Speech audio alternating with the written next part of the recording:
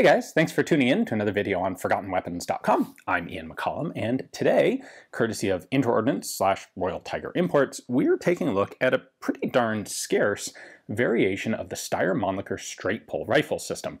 This is a model of 88/95, although to be clear, that's a current day collector designation, not an official period designation. So to go back a little bit, this rifle started off as a model 1888, which was not quite the first of these that was adopted by the Austro-Hungarian Empire. They began with the model of 1886, which fired a black powder 11mm cartridge. Now, it would only be a couple years before they decided to move from that to a small bore, higher velocity cartridge in 8mm, although it would still initially be a black powder cartridge, and that was the model 1888. That's what this gun is based on. Once again, only a couple years later, the cartridge would continue to develop, and this would result in the 8890 pattern, and ultimately in 1895, the Austro-Hungarian Empire adopted an entirely new pattern of straight pull rifle. It was still the straight pull, but it worked differently. These 86, 88, and 1890 style rifles have a single locking wedge at the back of the bolt as a locking device. The model 1895 and the 1890 carbines, 1895 rifles, they're the same mechanical system. They would actually use a rotating bolt. It was much stronger, it was much better suited to the modern smokeless powder ammunition that they were using by that point. And by the way, the easiest way to differentiate between those rotating bolt guns and these earlier wedge guns is that the wedge guns have a gap right here between the trigger guard and the magazine, where the 1895s and 1890 carbines do not. So, skip forward to World War I. The Austro-Hungarian Empire has pretty much fully equipped all of its forces with these nice new M95 straight pull rifles. But World War I doesn't go very well for them. They have substantial losses within just the first few months of the war, and it becomes clear that they're going to need a lot more rifles. So they start pulling stuff out of basically out of inventory, out of storage, as far back as actually pulling out Werndl rifles, single-shot Werndls, as well as all of these older straight pull systems. Now, by this point, most of the 1886 guns were gone. They'd been updated to 8mm configuration, and that left a lot of 8mm guns that were functional, but still set up for black powder ammunition.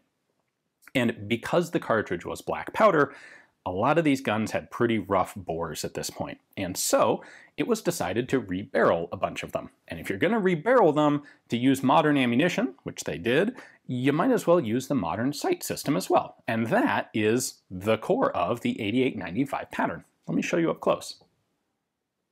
It's kind of nice that these rifles are really pretty easily distinguished, considering some of the earlier patterns can be pretty tricky to tell apart. So what you have here is the gap between the magazine and the trigger guard, which indicates an 86 or 88 pattern rifle, plus the flat rear sight that indicates an 1895. So you put those two together, that's your 8895.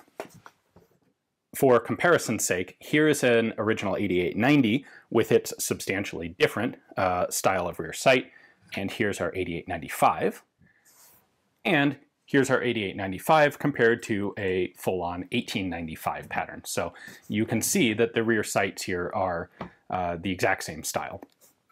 It, by the way, looks like something's missing from these adjustment sliders. They're not. You actually just push the two sides together. This one actually does it a little bit better. You push these together, and that allows the sight slider to move up and down.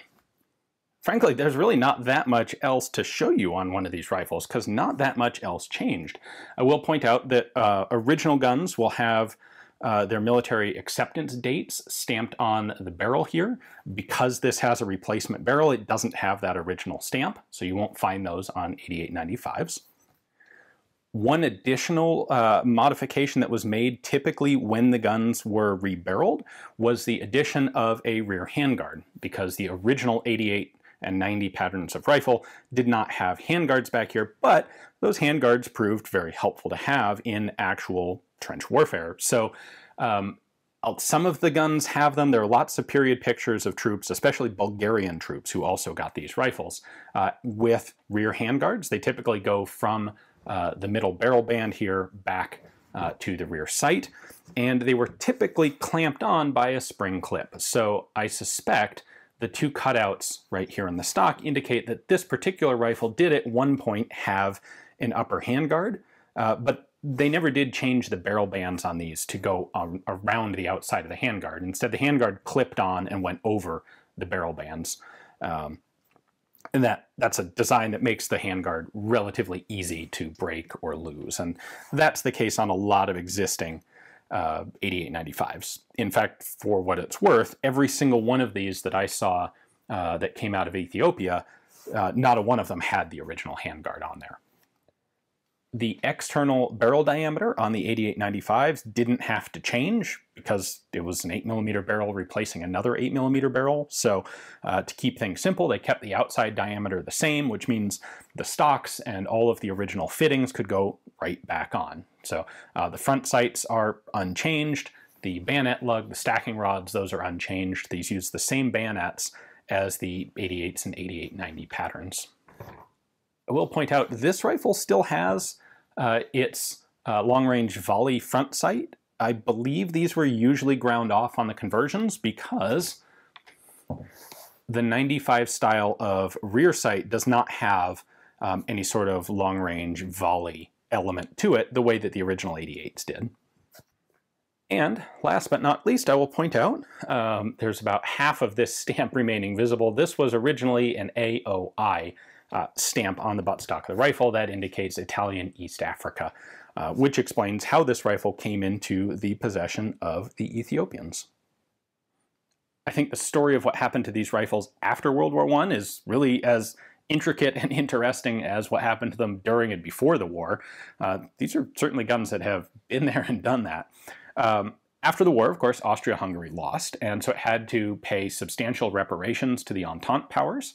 And as with other losing nations, a lot of those reparations were actually paid in the form of small arms.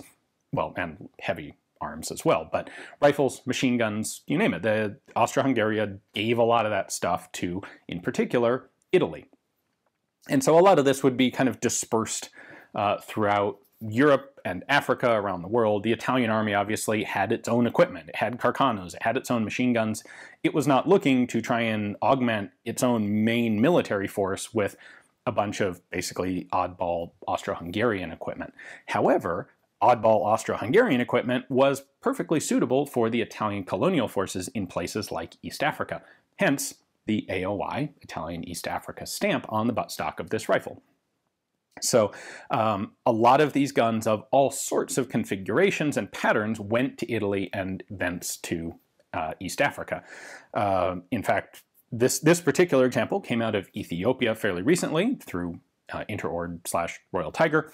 In fact, I was there when the crate with this particular one was opened. It was, just to give you reference for quantities, it was a crate of 200 Mannlichers, and it included a roughly 50-50 split of M95 patterns and M88 and 89, or 88 and 90 patterns. Approximately 90 to 95 of each of those, and then about 5%, about a dozen of these 8895s were in that batch. And I don't, without any specific data to go on, because I'm not aware of any specific inventory lists of what went to Ethiopia or what went specifically to Italy after the end of the war, I am assuming that that is basically the ratio of guns as they came to Ethiopia originally.